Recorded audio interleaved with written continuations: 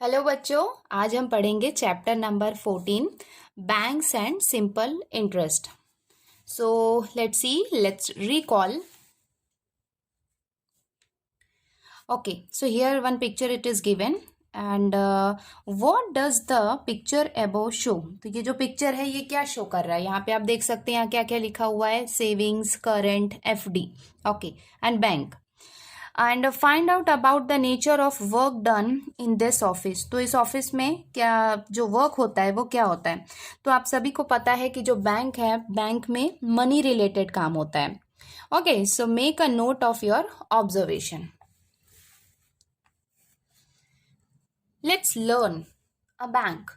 What is a bank? A bank is a government recognized organization that carries out transaction of money. मतलब जो bank होता है वहाँ पे क्या होता है? बैंक में ट्रांजेक्शन ऑफ मनी होता है. Transaction of money means money का लेन देन होता है. या तो हम बैंक में पैसे जमा करते हैं या बैंक से पैसे हम निकालते हैं, तो उसको हम बोलते हैं transaction of money. And it is a financial organisation. And what is the meaning of finance? Finance related to money means this is a organization which is related to money. So that is why it is known as financial organization. Now see what is financial transaction. So financial transaction में यहाँ आपको कुछ pictures में दिख रहे हैं. Students है, farmers है, एंड द ट्रेडर्स हैं, बिजनेसमैन, इंडस्ट्रियलिस्ट है, प्रोफेशनल्स हैं, एंड women's saving groups. Now just see what are the question related to this. In the above picture, who are the people shown to be using a bank services? तो यहाँ पे आपको जितने भी लोग दिख रहे हैं ये सब लोग क्या करते हैं? बैंक की सर्विसेज को यूज करते हैं. Now what does the symbol on the bag in the center stand for? तो यहाँ पे आपको सेंटर में जो बैग दिख रहा है इसमें जो सिंबल है, ये सिंबल है किसका है? रुपीज का है. Rupees means it is a Indian rupees, Indian money. Next question is what do the arrow in the above picture tell you? तो यहाँ पे आपको एरोज दिख रहे होंगे कि एरोज जो हैं वो दोनों साइड में है ना. तो ये जो एरोज है, अप एरो, दिस वन, ये क्या बता रहा है कि हम बैंक में पैसे जमा कर रहे हैं. और ये जो डाउन एरो है ये क्या बता रहा है कि हम बैंक से पैसे ले भी सकते हैं. So that is called the transaction of money. That means हम बैंक में पैसे जमा भी कर सकते हैं और बैंक से पैसे निकाल सकते हैं. तो उसको हम बोलते हैं financial transaction. Financial means it is related to money and transaction means लेन देन, या तो जमा करना या तो पैसे निकालना. सो that is known as the financial transaction. Now let's learn bank accounts. Bank accounts means to use banking services one has to open an account in bank. अगर हमको बैंक की सर्विसेज चाहिए तो हमको बैंक में अपना एक अकाउंट ओपन करना पड़ेगा. And we need the following documents और paper to open a new bank account. और अगर हम बैंक में अकाउंट ओपन करना चाहते हैं तो हमको कौन कौन से डॉक्यूमेंट्स लगेंगे वो यहाँ पे दिया हुआ है. सो फर्स्ट जो डॉक्यूमेंट होंगे वो क्या होंगे?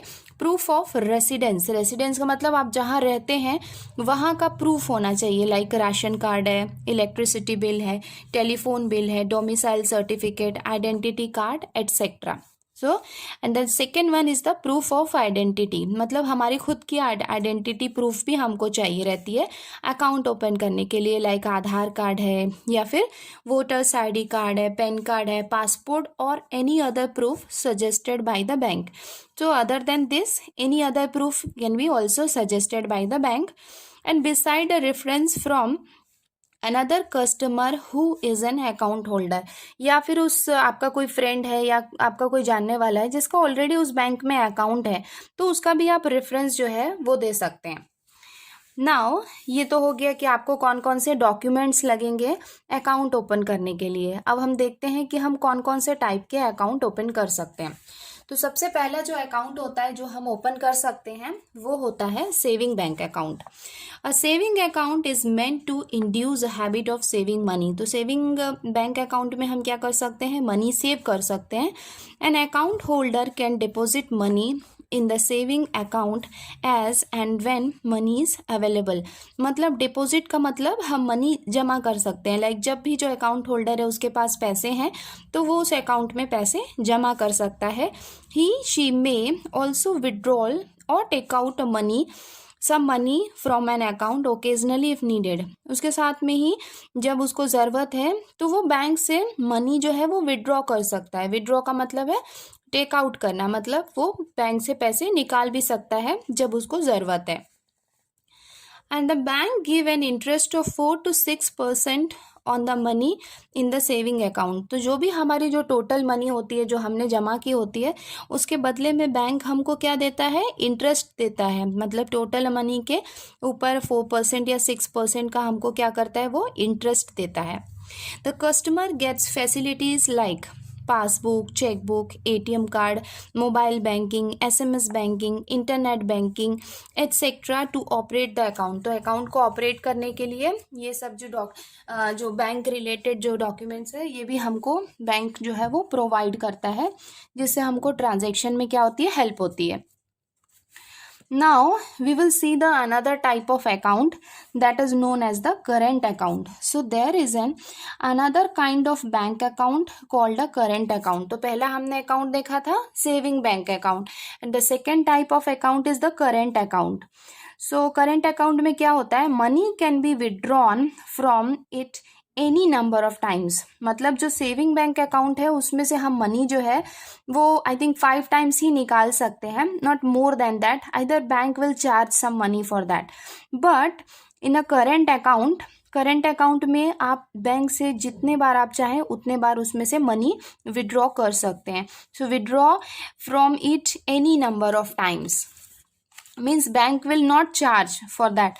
Any number of time you can withdraw money from the current account, but one does not get any interest on the amount of this account. तो मतलब इसमें जो बैंक है करंट अकाउंट में हमको कोई भी इंटरेस्ट नहीं देता है।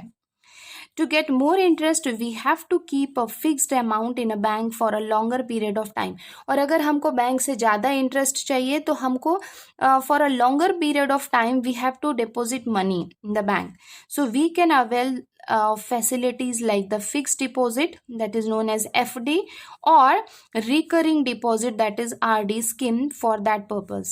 So fixed deposit और RD जो बैंक अकाउंट्स हैं उसमें हम बैंक को में जो मनी जो जमा कर रहे हैं वो एक लॉन्गर पीरियड ऑफ टाइम के लिए होता है। और फिक्स्ड FD और RD में हम क्या कर सकते हैं, बैंक से पैसे निकाल नहीं सकते। अगर हमने एक फिक्स ईयर के लिए लाइक 5 ईयर्स के लिए हमने एक FD बनाई है तो within a 5 years we can not withdraw money. So this type of bank account is known as the FD और RD।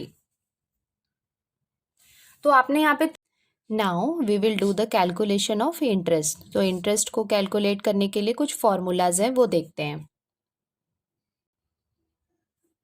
So this is the formula which we are going to find out the simple interest. So simple interest equals to principal into rate of interest into time upon 100 और short form में हम इसको P into R into T upon 100 भी कहते हैं। And the amount total amount find out करने का formula है प्रिंसिपल प्लस इंटरेस्ट।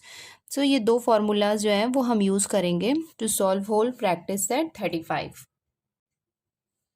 तो प्रैक्टिस सेट 35 जो है उसका पहला क्वेश्चन है, at a rate of 10 PCPA what would be the interest for 1 year on ₹6000। तो at a rate of 10 PCPA, अगर कहीं भी 10 PCPA लिखा हुआ है so that is the rate of interest, that is R. For what would be the interest we are supposed to find out for 1 year. 1 year means it is a time, that is 1, and principal amount is ₹6000. अब हम start करते हैं question number 1। तो question number 1 में जो principal amount है P वो कितना दिया हुआ है, ₹6000।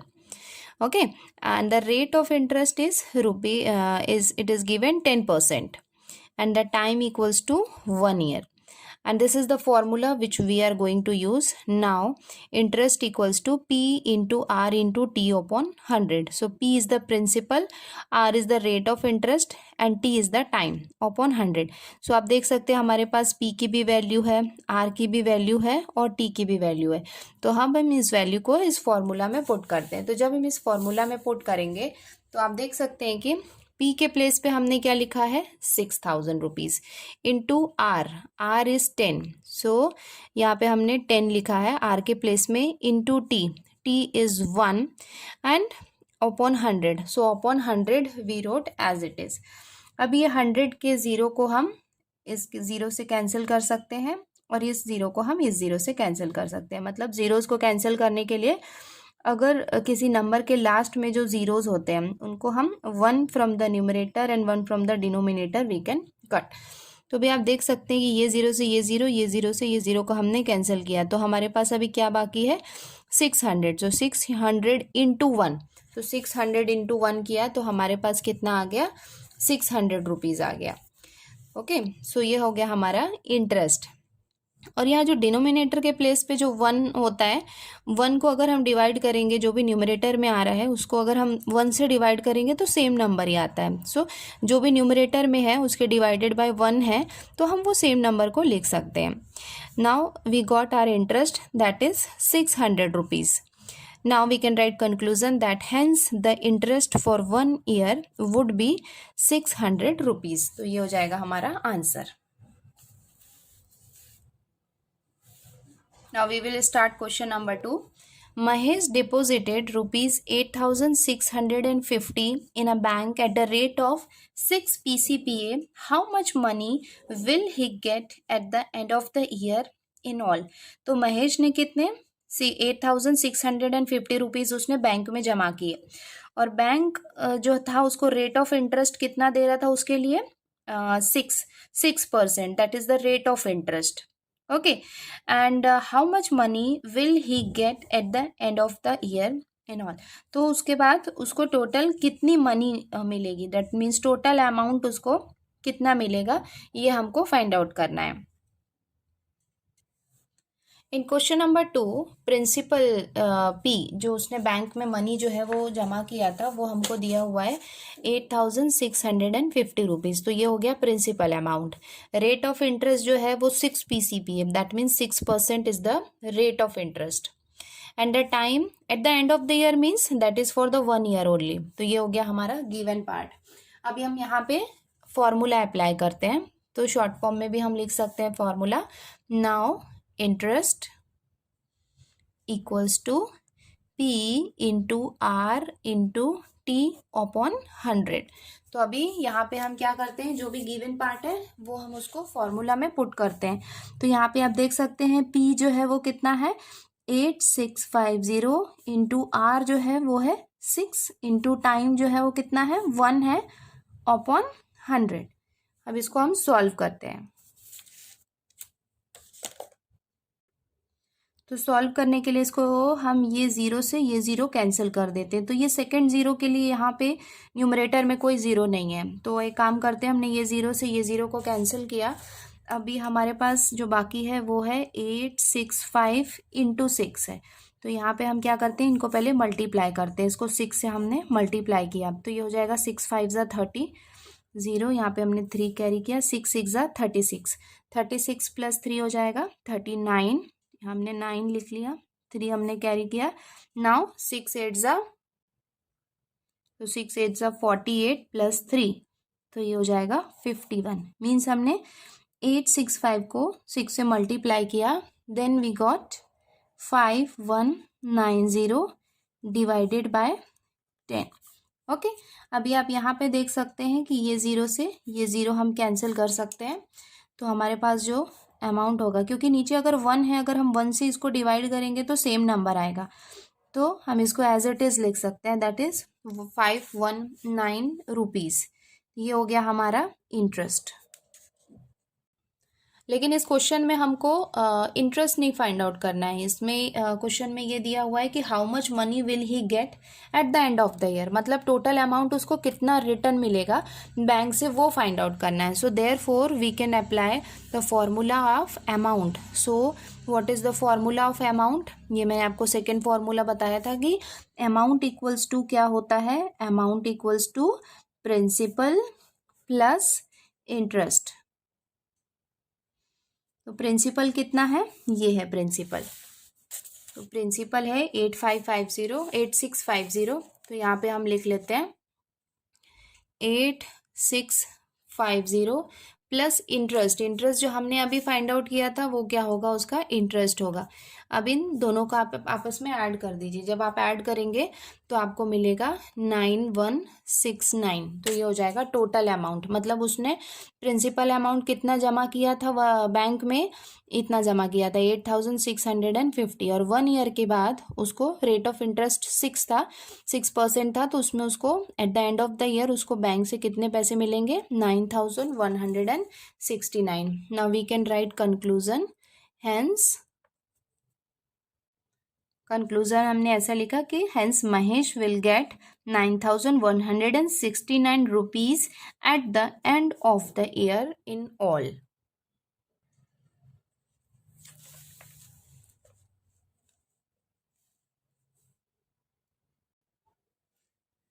नेक्स्ट क्वेश्चन है, अहमद चाचा borrowed ₹25,000 at 12 PCPA for a year. मतलब अहमद चाचा ने बोरोड मतलब बैंक से पैसे लिए, कितने पैसे लिए, 25,000 रुपीज़ लिए एट 12 PCPA, मतलब 12 रेट ऑफ इंटरेस्ट पे उन्होंने इतने पैसे बैंक से लिए for a year means 1 year के लिए। So what amount will he have to return to the bank at the end of the year, means 1 year के बाद उसको बैंक को कितने पैसे रिटर्न करने होंगे वो हमको फाइंड आउट करना है। तो सबसे पहले हमको rate of interest find out करना होगा, उसके बाद हमको टोटल अमाउंट फाइंड आउट करना होगा इसमें। ओके तो क्वेश्चन नंबर 3 में जो गिवन पार्ट है वो है प्रिंसिपल उन्होंने कितना बोरोड किया था बैंक से, 25,000 रुपीज़। रेट ऑफ इंटरेस्ट था 12% and time for a 1 year, and we know the formula of interest equals to P into R into T upon 100। तो अब हम यहाँ पे फॉर्मूला में अप्लाई करते हैं। P is value is 25,000 into R is 12 and T value is 1 upon 100। तो इसको हम यहाँ पे अब सॉल्व करते हैं। तो ये 0 से ये 0 हम कैंसिल करेंगे और ये 0 से हम ये 0 कैंसिल करेंगे, तो डिनोमिनेटर के प्लेस में हमारे पास कुछ भी नहीं बाकी है अभी। तो ऊपर देखते हैं हम यहाँ पे 250, सो 250 इंटू 12, सो 250 में आप 12 को क्या करो, प्लस करो। तो जब आप इसको यहाँ पे मल्टीप्लाई करेंगे तो आपको मिलेगा ₹3000। आप इसको रफ में मल्टीप्लाई करके देख सकते हैं। तो इसको जो इंटरेस्ट आया वो कितना आया, 3000 रुपीज़ आया। तो ये 3000 रुपीज़ क्या है, इंटरेस्ट है, लेकिन हमको इंटरेस्ट फाइंड आउट नहीं करना, हमको ये फाइंड आउट करना है कि उनको बैंक को कितना टोटल अमाउंट रिटर्न करना है। सो यहाँ पे हम क्या अप्लाई करेंगे, फॉर्मूला अप्लाई करेंगे टोटल अमाउंट का। And we know that the amount equals to principal plus interest, and principal is how much, 25,000 plus interest जो है वो हमने अभी फाइंड आउट किया वो है 3000 रुपीज़। सो 25,000 में आप 3000 रुपीज़ प्लस करोगे तो ये हो जाएगा 28,000 रुपीज़। मतलब उन्होंने बैंक से 25,000 लिया, उसके साथ में 12% के हिसाब से 3000 रुपीज़ उसको इंटरेस्ट लगा। तो 1 ईयर के बाद में उनको कितना, 28,000 रुपीज़ जो है वो बैंक को रिटर्न करना होगा। तो आप कंक्लूजन लिख सकते हैं, हेंस अहमद चाचा will have to return 28,000 rupees to the bank at the end of the year.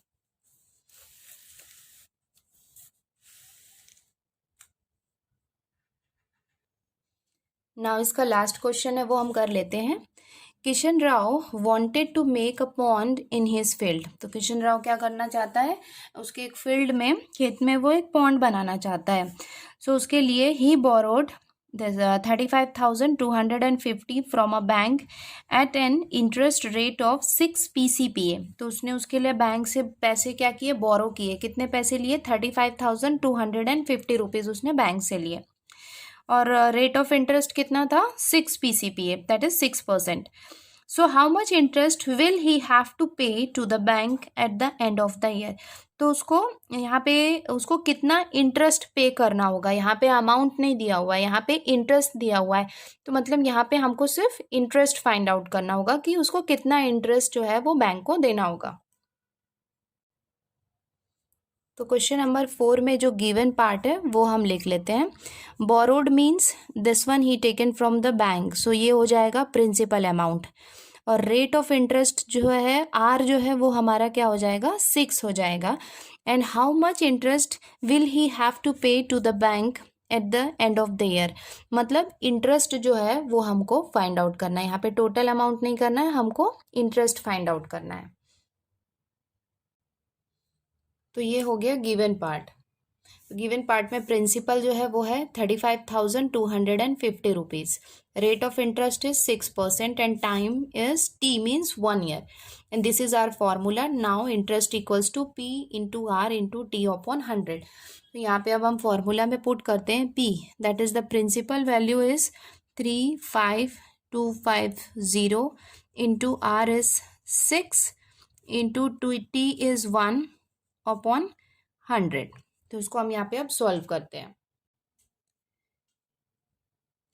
तो यहाँ पे आप ये ज़ीरो से ये ज़ीरो को आप कैंसिल कर सकते हैं और आपको क्या बाकी है यहाँ पे 3525, इसको आप 6 से मल्टीप्लाई करो। तो अब जब आप 6 से मल्टीप्लाई करोगे then you will get 21150 upon 10, क्योंकि ये 10 ऑलरेडी यहाँ पे दिया हुआ है और आपने इसको 6 से मल्टीप्लाई किया, then you will get this number. तो यहाँ पे ये ज़ीरो से ये ज़ीरो को हम कैंसिल कर सकते हैं। तो हमारे पास जो रेट ऑफ इंटरेस्ट आएगा वो हो जाएगा 2115 रुपीज़। तो ये हो जाएगा इंटरेस्ट जो उनको बैंक को रिटर्न करना होगा। तो अब हम कंक्लूजन लिख लेते हैं। Hence Kishan Rao will have to return 2115 rupees as interest to the bank at the end of the year. So this is our answer.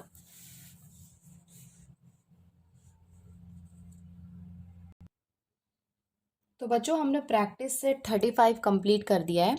Now let's try this sum. So this are some extra sums which I wanted to just see that आपको ये कितना समझ में आया है। तो इसके लिए मैंने यहाँ पे 2 क्वेश्चन लिखे हैं। पहला क्वेश्चन है find the interest when principal amount है 2000 रुपीज़, रेट ऑफ इंटरेस्ट है 5% और टाइम है 5 ईयर्स। तो इस वाले सम में, फर्स्ट सम में आपको इंटरेस्ट फाइंड आउट करना है और जो सेकेंड सम है वो है फाइंड टोटल अमाउंट। आपको टोटल अमाउंट फाइंड आउट करना है। टोटल अमाउंट का पहले आपको इंटरेस्ट फाइंड आउट करना होगा, फिर टोटल अमाउंट का फॉर्मूला अप्लाई करना होगा।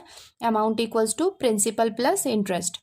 सो यहाँ पे भी प्रिंसिपल है 1500, रेट ऑफ इंटरेस्ट है 9 PCPA और टाइम है 2 ईयर्स। तो ये दोनों आप इसको सॉल्व कीजिए और कमेंट बॉक्स में आप आंसर भेजिए।